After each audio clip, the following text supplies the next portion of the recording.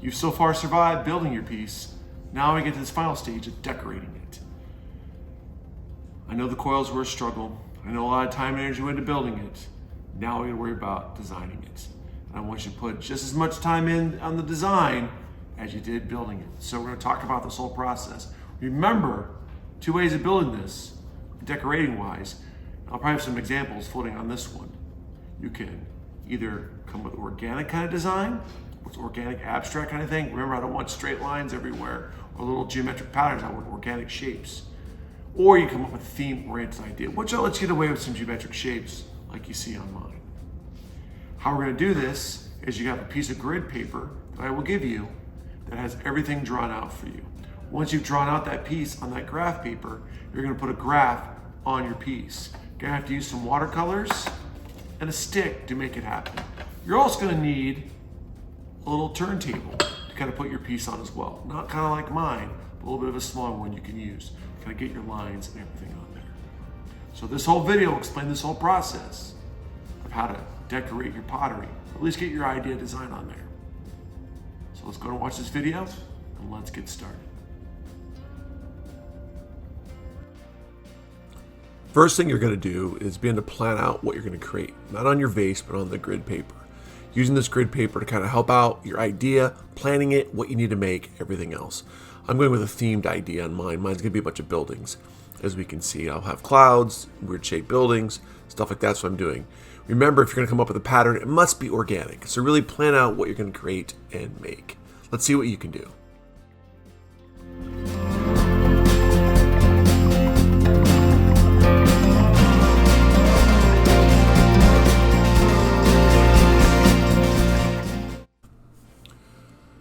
As we can see here, I'm really working this idea even more, playing it out, making sure I have exactly what I want.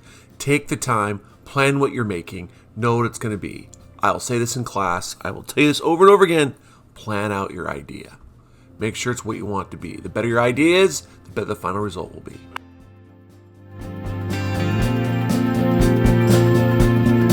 Once I have my idea laid out, I'm going to begin to put my lines or marks on the bottom of the paper. This time I'm going to spread them out my grid actually. So I have a little piece of paper here. I'm going to make 8 lines. I'm going to fold a square. It can be 10 by 10, 8 by 8, 20 by 20. Large square, I fold it 8 times over. And then this allows me to follow those lines and mark those 8 lines I need to begin to drawing my grid.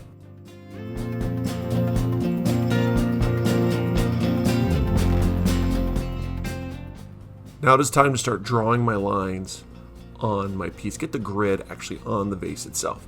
Here I'm drawing my vertical lines. I have a paintbrush, a stick or a ruler, and some watercolors. I said watercolors, not paints, not glazes. And I draw my vertical lines. I put the paintbrush right along the edge of the ruler, stick, whatever, and I use it to help keep my line straight. I'm trying to mimic the grid. The grid's going to be different on the vase than everywhere else. It's not going to be perfectly straight because my vase is not perfectly straight. It's got shape to it, is what I'm working on here.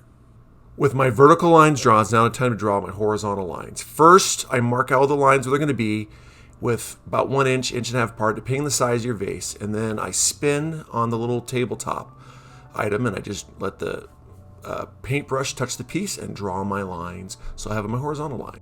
Once I have all my lines drawn out, it's begin to sketch out my rough idea using my grids. I look at my piece that's there, and I look at what's on the grid that's on there. I try to match it up as best I can.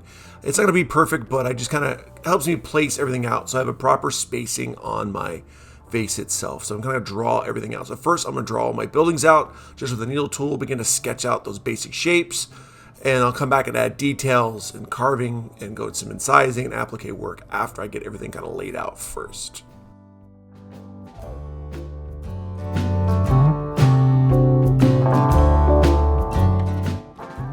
As I'm sketching, keep looking at your original idea and the grid, and do not forget to match them up. Take the time, see what's there. Just as I said before, you take as much time getting your idea laid out as it is to build your piece. So take the time to make sure it's laid out properly.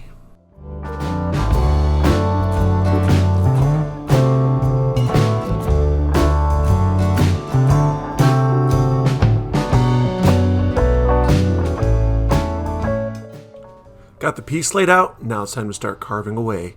those lines around your piece. I'm doing a relief carving, which means I'm taking my flat blade, carving a little bit of an angle, begin to remove some of the clay. If I don't do that, I have to carve so much away. I don't want to do that.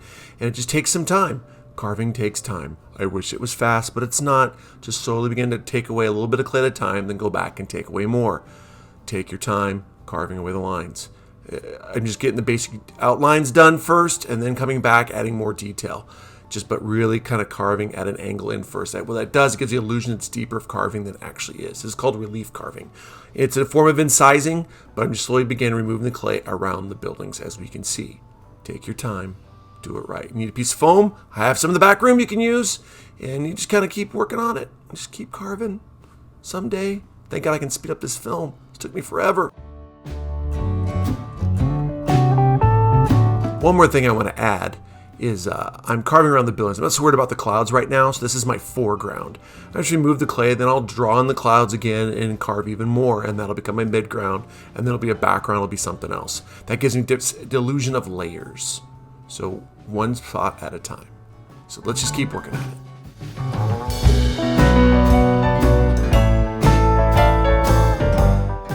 Once I have the clay removed around the buildings, I'm going to come back in there with a smaller edge and kind of just clean up the edges of my building. Make them stand out more.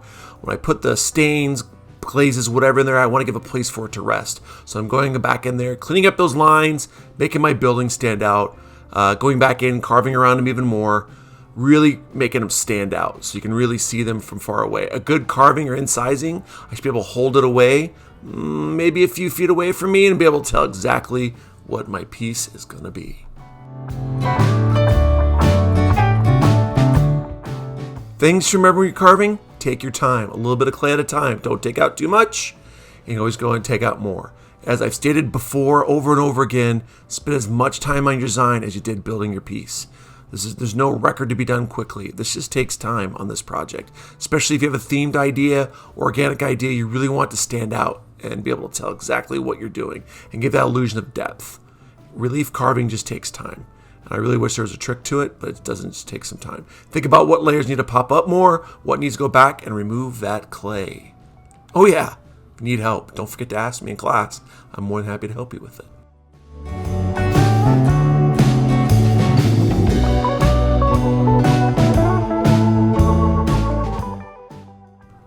Now I've got those buildings kind of laid out, and I'm going back in working on my clouds. I've changed a little bit from my original idea. Had something cooler in my head to come up with. So I went with it. Redrew them out, got the idea there. Big thing is I already have proportions there, so I can go back and add them in. So I'm kind of going back in there, drawing in my clouds, adding them in there. The buildings was my part I used the grid for. Clouds changed a little bit. You're allowed to do that. It's okay. I'm all right with you changing your ideas. I had something better come along, so I did it. Now I'm going back making the clouds stand out. That is my midground. I already have some clay carved around them. Looks like the building's in front, and the clouds look like they're behind them, just by how I carved them and how I drew them out. And I'm slowly beginning to work this around. So I'm again carving around the edges, removing some excess clay, and then I'll worry about the background next. I've carved in some lines in the background to give more like sense of motion or movement. Now I'm going in just working on the details, drawing in those windows, carving them in, taking my time, making them stand out. Just kind of going back in there, doing the final details. This is a lot of work, guys. I won't lie to you. I wish I could say this is quick and easy, but it's not. But you'll be so happy with your final result. Just put the time into your carving. You'll be amazed what you can able to accomplish. Use the grid paper to get your rough idea out. Once you have that idea laid out, you just start incising and carving in. Can you add some clay on there as well? You bet you can. But in my project here, I added no clay whatsoever. It's all how I carved it. And I give these different layers. I have my foreground are the buildings, the midground are the clouds, and the background are those streaks of lines. Let's see what you can accomplish on your own project.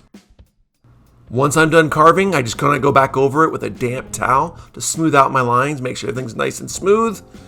Get my name there on the bottom of my project. Sign it, because I want to claim it as mine. Nobody else should claim my project. Sign it. And then you're done. Put it outside. Let me check it, and we'll get it fired. I just cannot wait to see what you can create. Let's see it. Good luck.